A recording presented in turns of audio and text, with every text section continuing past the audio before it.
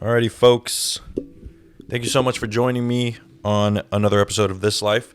For those of you who are new here, welcome.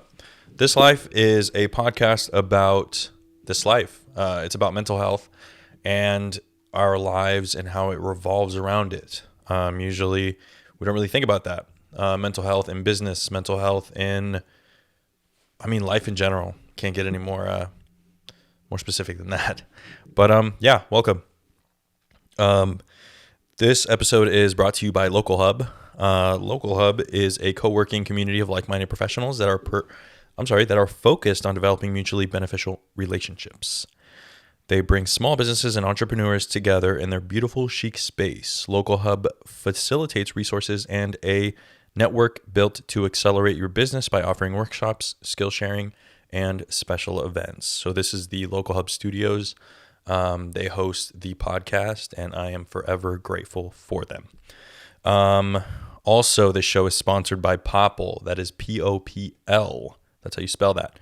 Their website is popl.co. What is Popl? It's a new, safe, and easy way to share your social media, phone number, and payment information. Popl is a sticker that goes on the back of your phone, and they also sell keychains, which is pretty cool. And when you tap it behind someone's phone, it directs them to your Popl profile. It's kind of like those links that people have on their Instagram, and you can actually use the Popl link to put in your Instagram. An example would be my Instagram at Mayorca Media. My bio has the the Popl link. You can customize your links. People can text you, follow you, or pay you depending on the links that you have on your profile. This Life listeners get 20% off their order at popl.co with code ThisLife, which is one word. I'll put the link in the show notes. Today, my guest is Judy. Who is Judy? I've spoken about Judy before here and there. Judy's actually my therapist. I haven't seen her in a while because I kind of graduated from therapy. I've been doing amazing. But I know not everyone's doing too hot right now. I spoke to Judy about, a little bit of everything. I'm not gonna lie, it was a little weird because we do have that professional relationship where, she's not my homie. She's obviously a professional and she can only say so much because of her profession. So we talked a little bit about her personal life and the struggles she went through and how they shaped her life. We also kind of spoke about trends and what she's seeing right now in the world. And we dove a little bit into therapy. So I always talk about therapy and how it's very beneficial. I've learned so much from it, and I continue to learn. Even though I don't go anymore, I still continue to kind of use those principles that I learned in therapy to just live life. She goes into her life. I go into what it was like having her as a therapist, and we talk about addiction and a bunch of other stuff. Honestly, I do these intros after the fact, and I don't really remember. Like I remember, but I can't really pinpoint exactly what we talked about. But it's a little bit of everything. It was a fun thing to do, and it was cool to kind of see her in that light of not just my therapist, but like a person. So I hope you enjoy. I hope you get something from it. I will leave her info in the show notes. You can text her, you can email her, you can call her. She's readily available. And if you're feeling uncomfortable or if you have any questions, you can reach out to me as well. On my Instagram at Mayorca Media. That's Mayorca. Wait, did I spell that right?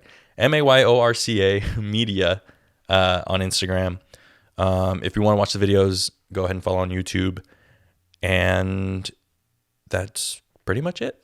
I hope you enjoy, and thank you so much for listening.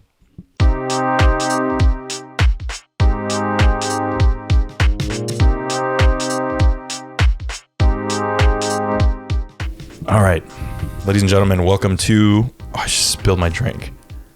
Or to Felix. Ladies and gentlemen, welcome to This Life, a podcast by Mayorca Media. I'm your host, Felix Mayorca.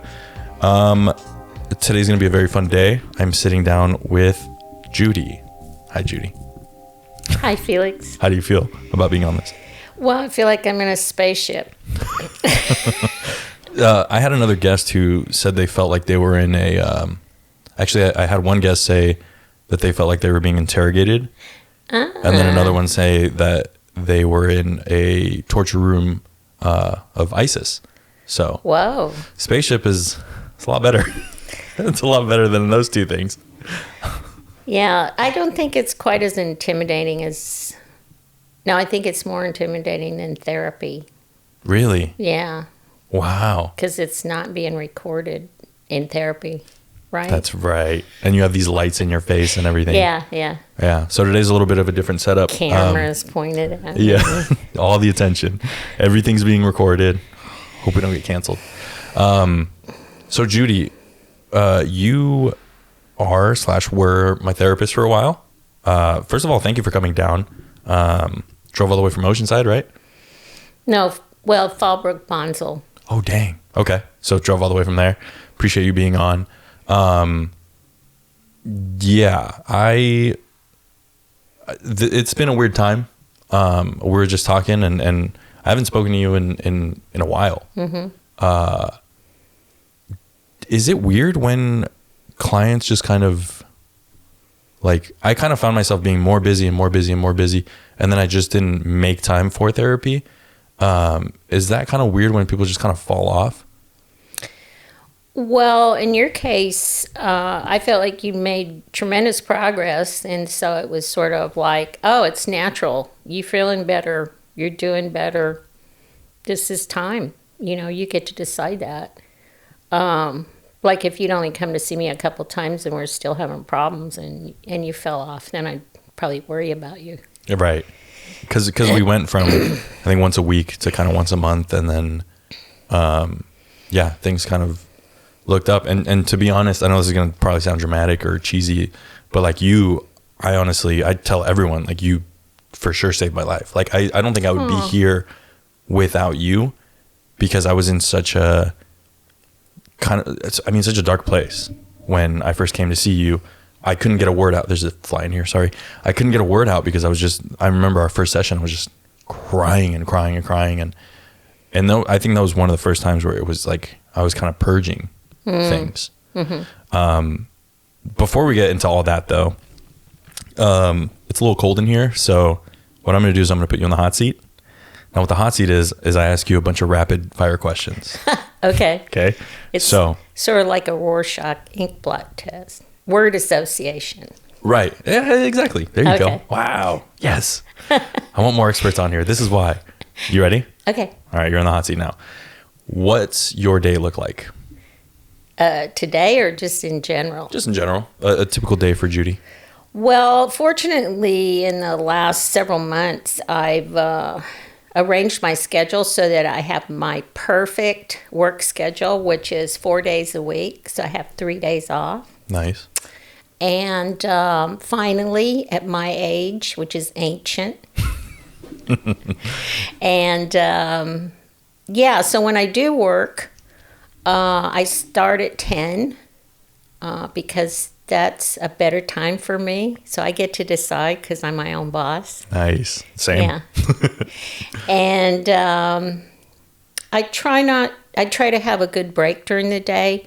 And unlike a lot of therapists who do like 15-minute hours, or they stop you immediately after 15 minutes or 60 minutes and then they jump into seeing somebody else, I allow an hour and a half between sessions because it gives me a time to take a breather and, sort of get back in a mindset to listen to somebody else because everybody's different. Right. Yeah. So I'm slow. I like to be slow and... Take your time. Yeah. Like to take your time. Yeah. Okay.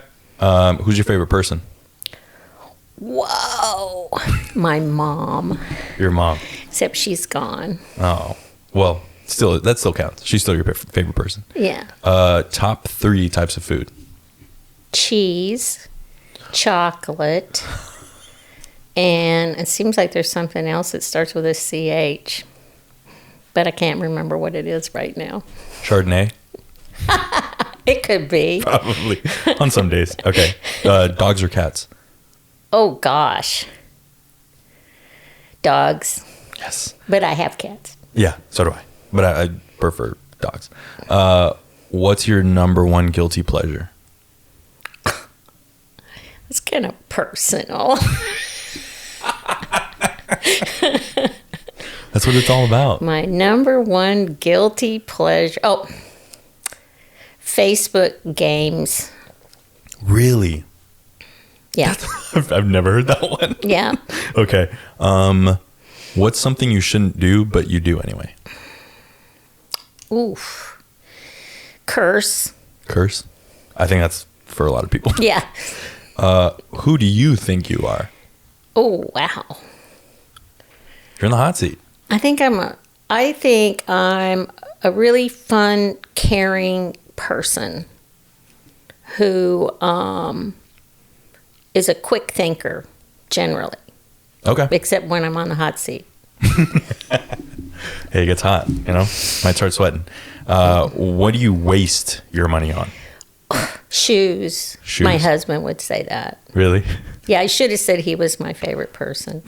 That's what I was waiting for, but you're like, my mom was like, all right. That's a good one, too. If you had to choose a different career path, what would it be? Oh, I was thinking about this the other day. A dancer. Really? Did you dance when you were a kid? Yeah, I love to dance. In fact, I was watching some dance the other day, and I went, I wish I could do that. It's pretty cool. I remember in fifth grade, I watched the Nutcracker.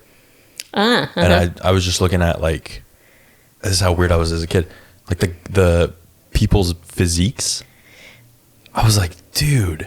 And then I remember my teacher being like, look at those legs. And I was just like, right? And then other kids were like, ew, And I was like, what do you mean, ew, dude? Look at the freaking leg. Look at that guy's quads. Like, that's incredible.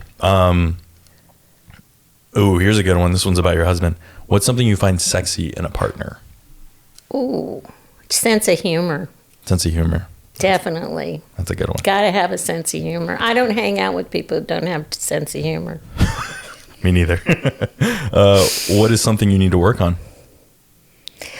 I've been working on losing weight. Okay. Getting more ripped. Oh, not hardly, but getting up off the floor. I decided my new exercise was going to be just getting up off the floor multiple times. That's good. Yeah.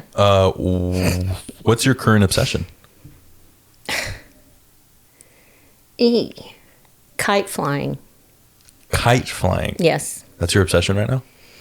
It's something I really, really enjoy. And I bought 3 kites to share with my grandchildren, but that hasn't happened yet, but I've been flying them. You're testing them out. Yeah. Sweet or salty? Oh, salty. Same. Salty and spicy. Oh, it's my fave. Last question. Describe one of the best days of your life.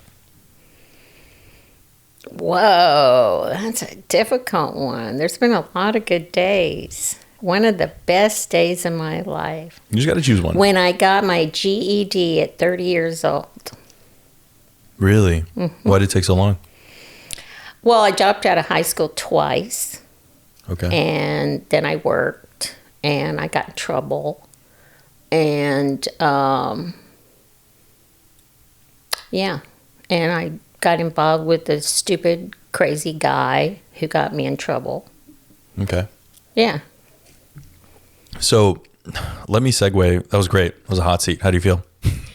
Hot. I want to segue based off of what you just said. I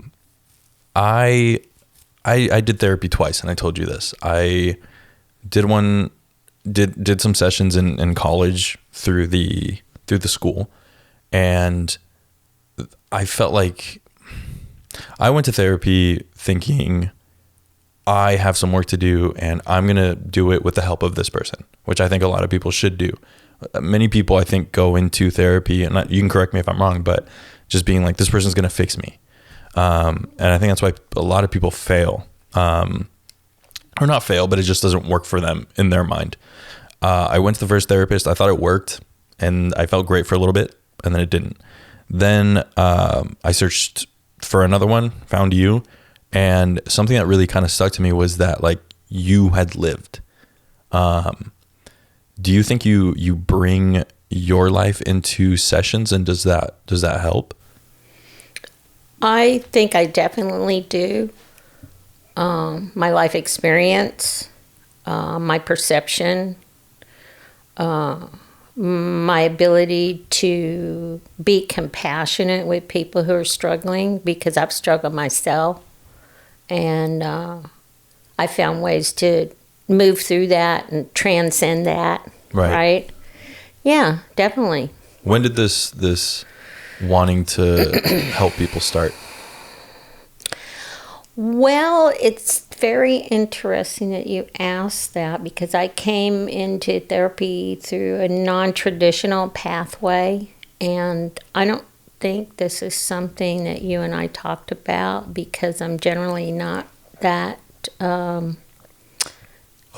Yeah, because as a therapist, we're encouraged not to talk about ourselves. Right. So I ended up in prison when I was 30. That's how I ended up getting my GED. Oh, wow. And I was a 2-time high school dropout. And I was looking at, actually had been originally sentenced to 8 years. And when I got to prison, I was going to end up doing 5.5 because of the, if you do good time, you get time off. And they had a college program. And I went, I'm getting something out of this because I don't want to waste this time, even though I'd probably wasted most of my life up until that point, right? Right. Yeah. And they had a college program, and I went through the college program, and it helped me survive the environment, and it taught me a lot. And they only had one degree path, which was human development. And so when I actually paroled 6 months before I graduated, and I got to walk across the stage at the university. That's cool. Yeah. And I went to work. I went to a halfway house for 6 months, and then I went to work, and I decided after I worked for a while that I didn't want to work for somebody dumber than me anymore. I feel that. So I chose a graduate school, and the only program I could go into was clinical psychology, which led to a marriage and family therapist license. And what came up for me when I was considering that was people already called me and asked me for advice. So I'm doing this for free, so I might as well do it for pay, right? If you're good at something, never do it for free. Yeah. And I feel like I'm good at it, much better at it now than I was when I first started, of course. Yeah. But part of what's really helped me segue into being a better therapist is my practices in Buddhism. Oh. And that's kind of helped you get centered in your own life? Yes, definitely. That's awesome. I could kind of see that vibe. You have that you definitely have that vibe. When I first sat down with you, you kind of have like this, you're very centered. You're for those that are kind of thinking and looking for a therapist, I always recommend you to anyone. Aww. Yeah. Thank you. And it's because you would talk with me, you wouldn't talk at me. And that's one of the things, and you were talking about earlier about your career choice, and I don't want to work for someone dumber. I've always been talked at, and even as it was always like when teachers would do that, I'm like, oh, I don't like you. I'm just going to pass your class, but I don't really like you. I would always love professors and teachers that would talk with us, like ask us questions. That's kind of why I wanted to be a teacher, because a lot of teachers are just there talking at the kids. So I think your style is very much like immersive and like, well, you know what I would do, or like little things like that. And that's something I really appreciated. But I had some questions for you here. My biggest kind of, I notice a lot of trends. I was a history major, so obviously you have to kind of look at where the world is now. But what are some trends in people that you've seen? Obviously, we have social media and we have all that. And for me, it kind of seems like more and more people are depressed. More and more people are having anxiety and stuff. Have you seen a sort of a trend in your line of work? Oh, definitely. Yeah. I am assuming you're talking about COVID and the political situation, the socio-political situation right now, and COVID, the isolation. It's interesting from just an observational standpoint that, you know, it tells a person sort of, am I an introvert or an extrovert? Right. You know, because you get smacked in the face with that, with the isolation of COVID. And the introverts are going, oh man, this is like, my life hasn't changed. In fact, I kind of like it this way. And the extroverts are going, I fell off the wagon because I couldn't go to meetings. I really feel isolated. I don't have anybody to talk to. I don't have my usual social activities to go to. And it's extremely stressful for people, especially who are very social and like to be out around other people and interacting with other people. So if people are feeling like that, what should they do? Well, I try to get people to explore what they like to do, right? You know, what their interests are, and then how can they engage in that still in some manner. You know, a lot of people don't care for video kinds of meetings. Yep. For a variety of reasons, and I totally understand that because I've been in video meetings and there's problems with that, right? You can't talk at the same time as somebody else. Oh God! One person starts and the other. Yes. Sorry. Oh, go ahead. Oh.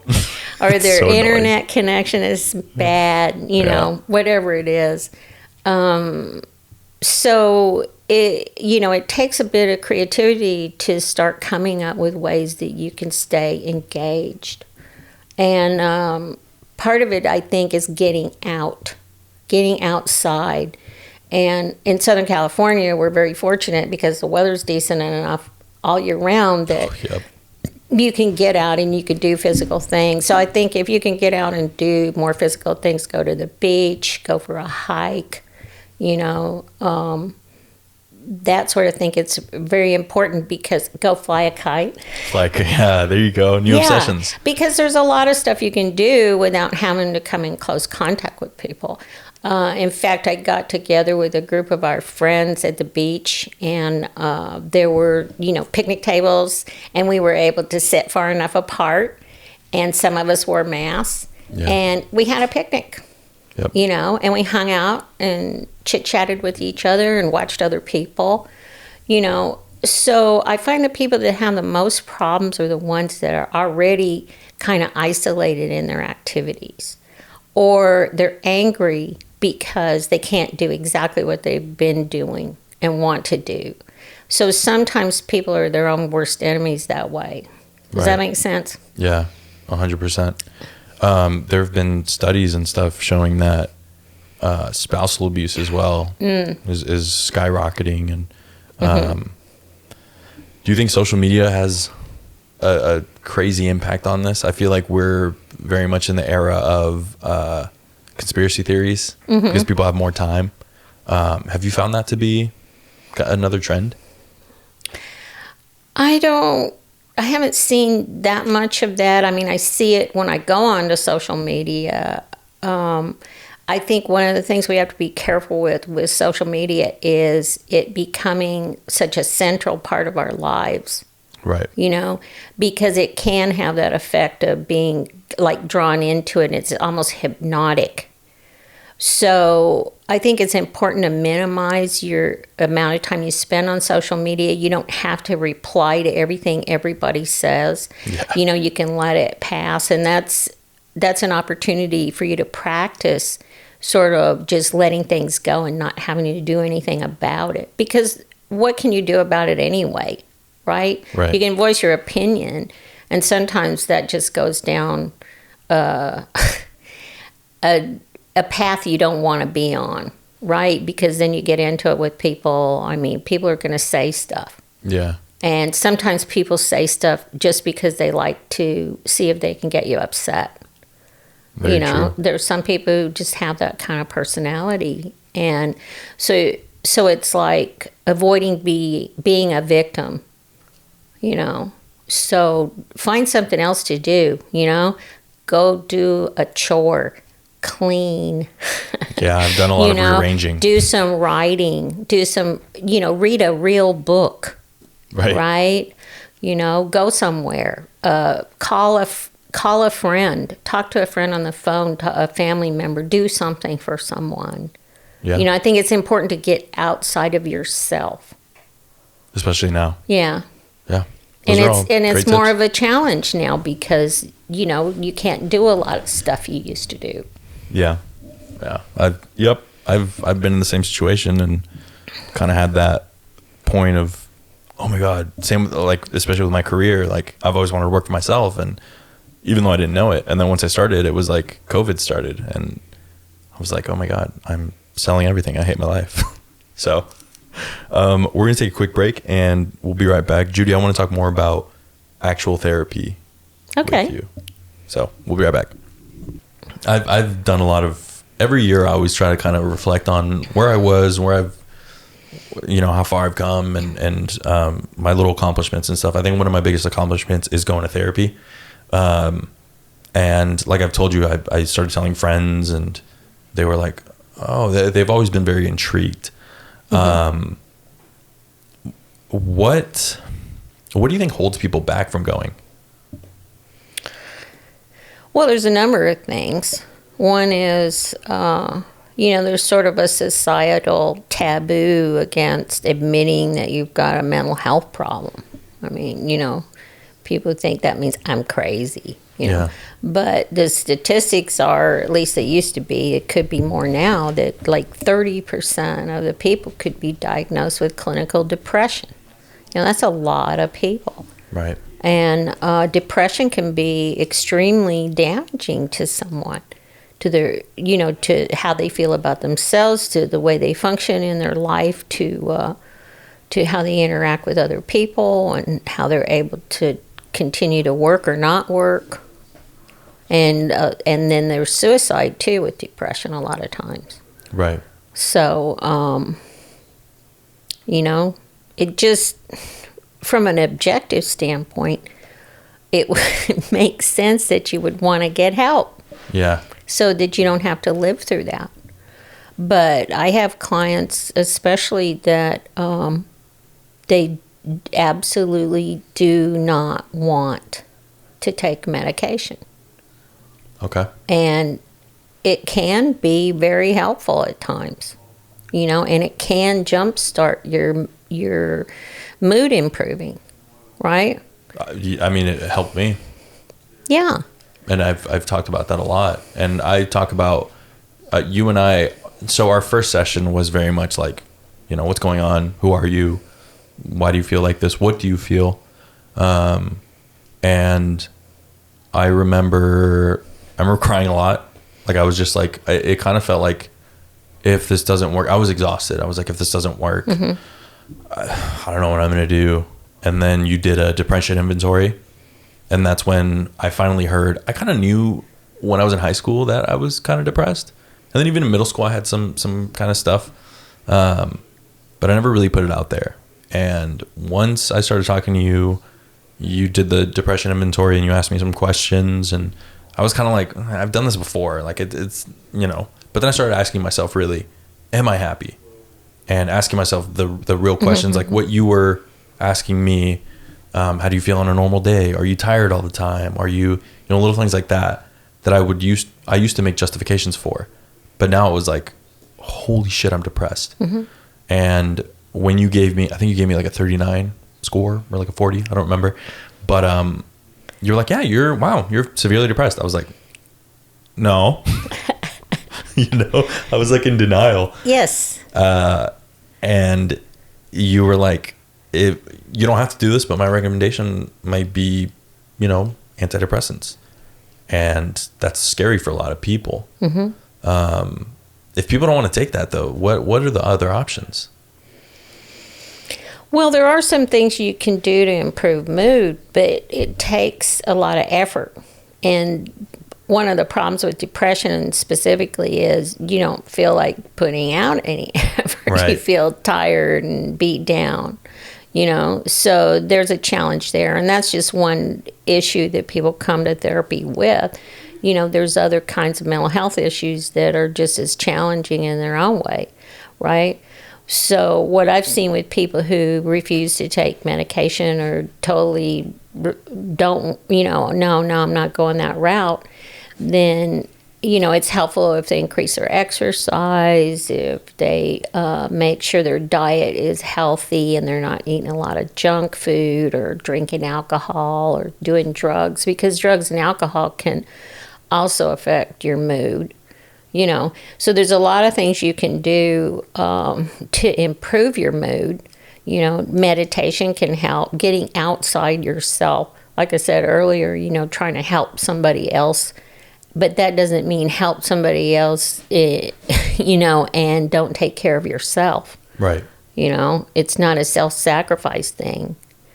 So there are things people can do, but my observation has been if somebody's severely depressed, it usually helps for them to start on some kind of medication, at least to see if it'll work. Right. Because then you're feeling better sooner, and then you're able to do some of these other things. But if they're unwilling to try that, then a lot of times they spend months struggling, trying to maintain a positive attitude. Yeah. And I think for me, it was kind of a kick in the gut. Like, I started taking it, and it was cool having, I did a lot of research, and I always tell people this, do a lot of research on whatever. I talked to my doctor as well, and she kind of broke it down for me as well. You broke it down for me as well. In my personal opinion, I don't think people should just go straight to it. They should do research. They should, ask questions. And, but also you kind of guided me through it, and you were like, so it's your first week. How do you feel? And I was like, I feel worse. And you were like, well, your anxiety's gone down. So then what's coming up is the depression. And I was like, oh, that makes sense. And you were like, take a little break and make sure you're doing this. And you kind of guided me through it. And then after the first month and a half, I started feeling better. One of the things that I brought up to you was that if I wasn't doing an activity, I was sad. And I kept saying that, and I was like, I just need to be busy. When I'm not busy, I'm not, and I was justifying it. Same thing. When I think about it, I always feel like a drug addict. How they're always like, no, I need, I can control it. Same thing. I was like, my activities I need the activities. Otherwise I'm not myself. Good point. So, I know a lot of other people that feel that way. What would you kind of say to them? Should they get therapy? What should they do? Well, therapy is it's work, like you said, some people come into therapy and they think the therapist is going to fix them. I don't fix anybody. I don't have a magic wand. I try to help people assess what they can do to feel better. But the honest truth is, if you're not willing to do the work or take suggestion, then you're probably not going to get anywhere. And so you have to be open, right? You have to be willing to try something different, and not stay stuck. and not want to stay stuck. Yeah. I think noticing that you are stuck is the first step. Like, you always hear it in TV and movies and stuff. Noticing you have a problem is the first step. I think when you notice, you're like, yeah, I am stuck in my own ways, in my own head. That's the biggest problem. That was my problem. What are some of the challenges you face being a therapist and listening to all these crazy things? Well, I think the biggest challenge for me is if I talk to somebody who is really having a lot of severe problems and I can't fix it for them right away. Yeah. You know, and I know they're going to suffer more. And sometimes I ruminate on how I can help them better. You know, especially if they're really in a dangerous place or they're really struggling. And so I don't like to take my work home, but you know, it's when you're working with other people and you're working on people trying to improve their lives and feel better about their lives and do better in their lives, it's hard not to take it home. So I think that's the biggest challenge, is not taking it home.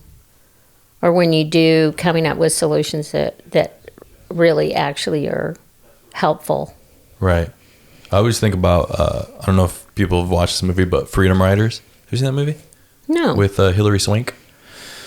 I'll have to see it now. She's a teacher. One of my favorite movies. She's a teacher, and she has these kids. She goes to this school that's super underprivileged in LA. I think it's based on a true story.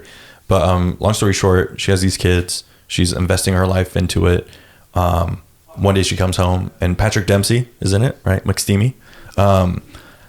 He's like, has his bags packed, and he's like, I can't do this anymore. Because you're so invested in your job. Has that ever some sort of because she's like, oh my God, honey, so today, blah blah blah, you know, this is what happened in school and blah, blah, blah, blah. Obviously you can't talk about things with your husband because of HIPAA, but do you ever find yourself kind of in a spot where maybe a husband or your husband or maybe a family member is just kind of like notices you're in your own head? Oh, well, I went through that this year, actually, because I had 2 contract jobs. Right now I'm in private practice, and I only see private clients in my office or virtually. But prior to that, before October, I was, and let's see, I left one contract in August, and I left another one in October, and I was doing contract work for residential and detox level addiction treatment. And the thing about residential and detox level addiction treatment is it's 24/7. You got people coming and going. Oh boy. Any time of the day and night.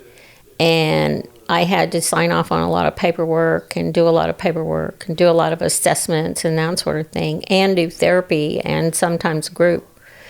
And I was exhausted all the time. And my husband was complaining about that. Wow. Because I just couldn't do anything else. You know, like when I had time off, I was just yeah, right? Sleeping. Yeah, and so so that was behind my decision to let go of those contracts and just focus on my private practice, which gave me a lot more flexibility to have my own off time. So I get 3 days off in a row. It's beautiful, isn't it? Which I really need that, you know. So I think a big part of it is you have to really be aware of what your own limitations are as a human being. And I am not a type A personality. You know, I'm a type B personality. I need my naps. I need my fun time. I need my me time, you know. But one of the things that I try to do when I'm working is I try to be 100% present for my clients, because it's not about me. It's about what they bring. It's about the solutions they can come up with. Right. And I just help facilitate that. So in order to do that, I have to be present with those people. Yeah. Yeah. As Ron Swanson, I don't know if you've seen Parks and Rec. Ron Swanson said, never half-ass two things, full-ass one thing, or whole-ass one thing. Oh, there you go. Yeah. So yes. I think about that a lot. That's very true. That's why, I mean, and I think that's why I kind of resonate with you, is because we kind of think the same way. I woke up at 10 today, and usually with my anxiety and depression, I would be like, oh my God, I'm such a failure. Like, I'm just going to stay in bed. Uh-huh. And now it's like, oh, okay, well, I'll work out tonight and, kind of work things around. I just didn't sleep last night. So I'm going to, and I don't have a boss to talk to and be like, I'm sorry, I came in late. It doesn't matter. But let me go back to addiction. I had a guest on here whose brother actually recently died, or passed away because he had addiction problems. Mm-hmm. This is one of the bigger debates that I've had with people is, do you think addiction is a disease? Whoa, what a question. I generally think of it, addiction is a powerful force. It's a habit. And a habit can become problematic if it's the wrong kind of habit. And what builds habits is repetition. Right. And so disease, I don't know. I don't even think of it that way. I think of it more as a habit. But habits can be destructive. Right. Right? You can chew your fingernails, that's a habit, right? You can smoke, that's a habit, And then there's habits that are extremely destructive. But what gets us into habits and what keeps us in habits are a variety of things. Their biochemistry. A lot of the biochemistry coming out now around addiction is addiction can actually change how your brain works, how your brain functions. And so this is part of the problem. So, I guess you could call it a disease from that aspect, yeah. So it's I think when people say that, it's such a blanket statement. I think when people say that, it's kind of biological. It's that whole like nature versus nurture debate as well. Good point. Is someone born with it, or maybe it's Maybelline? No, terrible. Is somebody born more prone to be an addict? I don't know. Right, because you also hear I have addiction in my family, mm-hmm. and a lot of my uncles are drunks, and I think we talked about this. I never really had a problem. That sounds so like everyone always says that. And I didn't really have a problem with it, but it turned into a habit where it was like when I hung out with friends, that's what we would do. It's like, let's hang out and, we'll drink a little bit. Not get drunk, right. But we'll drink a little bit. I've cut back significantly and I told my parents this too. I was like, it's become not a destructive habit, but it's become a habit. Mm-hmm. And I want to nip it in the bud before it is that, it turns destructive. Mm-hmm. So, I totally get where you're coming from with that. Was it easy? Yeah. Could you just say one day, okay, I'm going to stop doing that, and you stopped doing it, and you didn't have any problems with not doing it? Yeah. It wasn't a challenge, but it was kind of harder when I was around it. Mm-hmm. And I'd be like, I'm just going to let loose. I'll have one. Not in the way where it was like, I'm biting my nails and I'm like, oh my God, I need it. And like I'm salivating mm-hmm. and stuff. Mm-hmm. But it was one of those where I was around friends and they would have mm-hmm. a beer and like, dude, have a beer. And I'd be like, nah, I'm okay. I'd be like, why? Well, if you think about, I worked in a state hospital for 2 years with severe mentally ill people who had to be hospitalized and were locked up. And one of the things I observed, because I worked with psychiatrists and psychiatric nurses, and in an environment where everybody was on medication, right? And my observation there was really anybody taking medication for anything is kind of experimental, because we all have a little bit different way we react to different things. Right. And so the way we react to substances, if we overindulge, it's the same. You know, it basically, you're experimenting on yourself to see what kind of reaction you're going to have. And some substances are highly physiologically addictive, like heroin, methamphetamine, you know, different ones. Some of them are more psychologically addictive. You know, you feel like you're you if you're not using it, or you don't feel the same if you're not using it, or you want it, right? I think weed is like that a Yeah. lot. Although weed now has gotten so strong, Yeah. I don't know. It might be in a whole other category now. Yeah. I haven't even thought of that. But I know people that are like, I smoke weed every day, so it's just what I do. It's like, I can stop when I want, but so stop. Yeah. That's just me. Yeah, right. I think that's how habits Yeah. start. And Good point. I think a lot of people kind of have that, like, oh, it's not a gateway drug. You can't get addicted. I mean, it doesn't have like addictive. I think mentally you can, and like socially you can. It's just like, I mean, just like alcohol. I think some people are like, oh, I get really nervous when I'm around people. I'm going to have a couple drinks. And then that's how it starts. It's like, why am I nervous right now? I'll have a drink. Well, I want to say, from working in addiction, the number one complaint people come in with, why they first started using, is anxiety. Yeah. Okay? So if that's true, if a lot of people are using because of anxiety, there's a lot of other stuff you can do for anxiety that doesn't involve taking an addictive substance. Right. In amounts that are going to totally wreck your life and your relationships and maybe kill you, right? Yeah. But do we think about that? A lot of times, no, because the other thing that happens when you talk to people who are addicted and are trying not to be is they'll tell you it worked. You know, that's why they started, because the first time they used it, it worked. And so this is the problem, because if it works, the likelihood you're going to use it again is increased, right? Right. That's true. We're going to take another quick break. And then I want to get into you, Judy, your life. I thought we did that already. We'll be right back.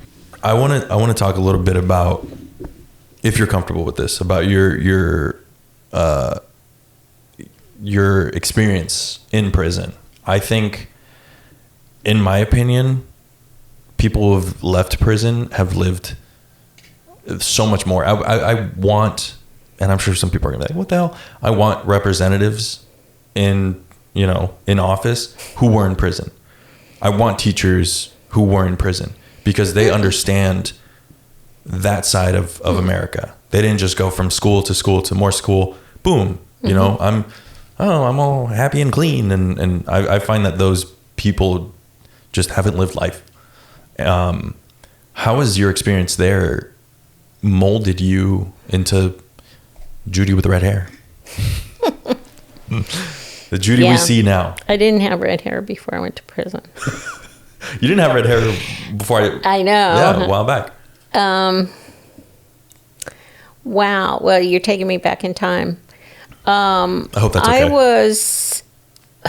I grew up in a traditional, family. My parents ended up getting divorced when I was 18. And I, like I said, I dropped out of high school twice. I was not a happy person. I think I was clinically depressed, but I wasn't treated. Mm-hmm. And I got involved in an abusive relationship with a guy who basically was a criminal, and ended up participating with him in criminal behavior. And I feel like actually, prison saved my life, because if I hadn't gone to prison, I probably would be dead or mutilated or crazy because of the relationship that I was involved in. Wow. And so it was hard. It was hard to admit that I had screwed up so badly that had to happen to me. But once I accepted it and decided I was going to get something out of it instead of allow it to continue to beat me up, I think I was able to turn that into a positive for myself. Because I don't know if you know anything about the history of prison in America, but prison in America was, the way prisons work in America was actually started by the Quakers a couple hundred years ago. And the reason they call prisons penitentiaries is because it was a place for a person to go and have penitence and contemplate. That's why they have cells, because it was the current prisons were designed on the idea of a monastery. Oh. So people would go into their cell and they would contemplate their behavior. And, there's always a lot of religious people involved in working with prisoners. I don't know how it started at first with the Quaker concept, but maybe they were expected to pray or read the Bible or whatever. But, so you can go into prison with that idea. And it's sort of what I did for myself, because one of the things that happened to me was the day that I got arrested, I was crying on my bunk, and then I dried my face and I went to the bathroom. And on the way to the bathroom, this gal sitting in this bunk next to me said, "Pray and ask God to help you, and He'll help you." Well, I thought, what have I got to lose? Yeah.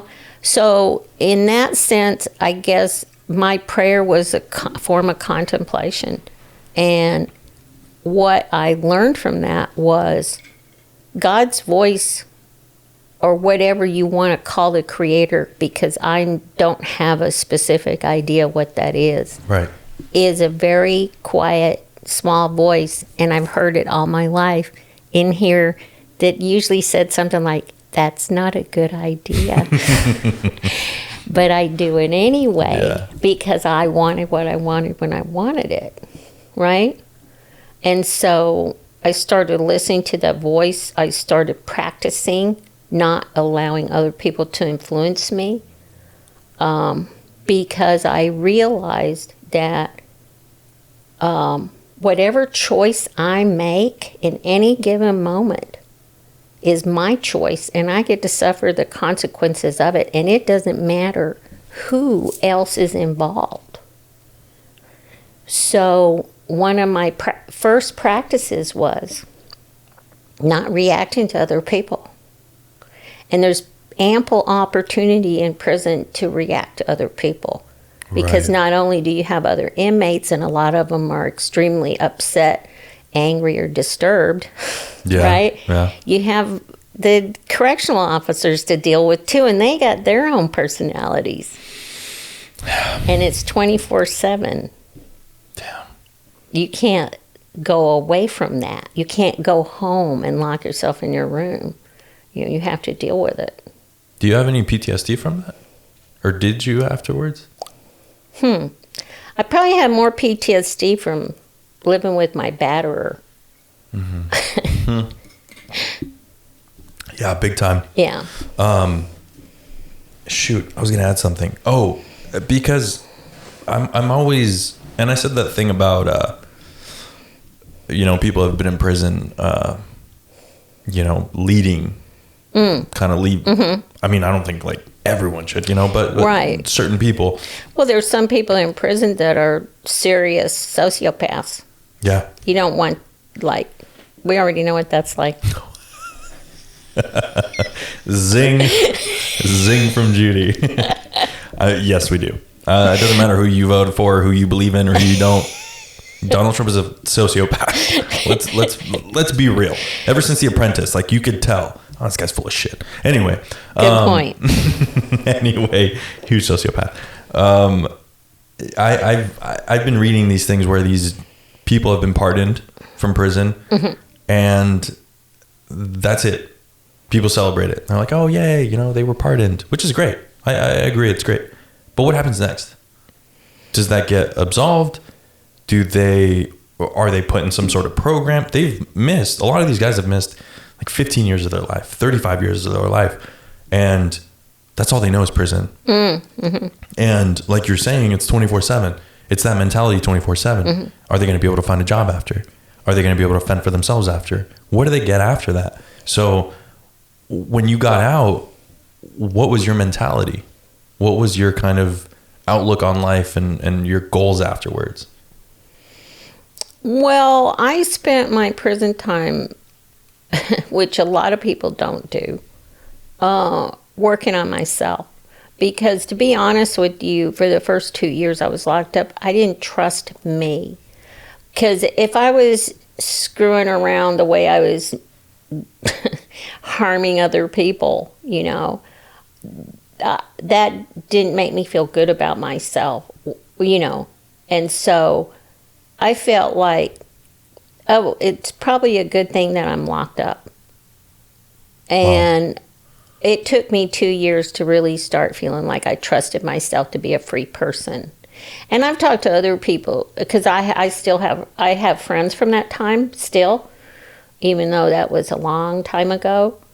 And I've talked to other people who've been in prison, and a lot of them say, it took me 10 years to realize I was no longer a danger, So it's all an individual thing. And I think you have to pay attention to that for yourself. And if you do the work of self-awareness while you're in there, then getting out, if you've done the work, a lot of times you'll have support people. Like I went to a halfway house. I had professors, because I went to a college program, who I stayed friends with after I got out of prison, who were supportive. The people at the halfway house were supportive. There were churches involved in the halfway house, and they were supportive.